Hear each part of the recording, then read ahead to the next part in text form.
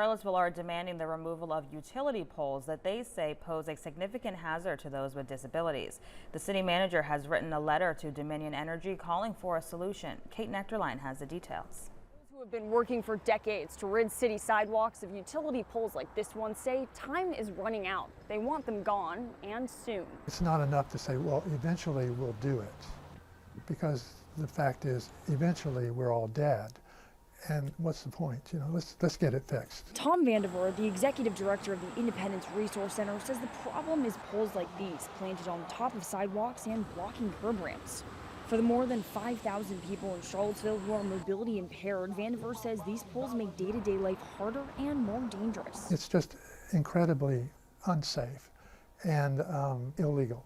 Charlottesville City Hall has now sent a letter to Dominion Energy identifying poles that are in violation of the Americans with Disabilities Act and calling on them to build a plan for removal within 45 days. James Frias is the city's deputy city manager for operations. The feeling was, can we move this conversation along? Can we get to a point where we have a distinct plan for these 14 what we identified as high priority poles? In a statement to 29 News, Dominion told us they do not have the authority to remove these poles unilaterally, but that they are confident that with time and collaboration, these issues can be resolved. Frias says the city has been in conversations with Dominion for a long time, trying to find that resolution. This has not fallen off our plates. It's something that we have been focused on, so it's going to take time for the city and Dominion together to keep working this through. Kevin Cox is a longtime pedestrian advocate in Charlottesville. I think the city needs to keep poking them with a sharp stick.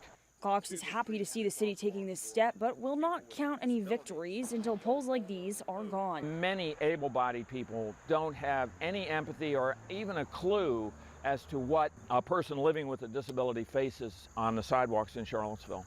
Kate Nectarline, 29 News.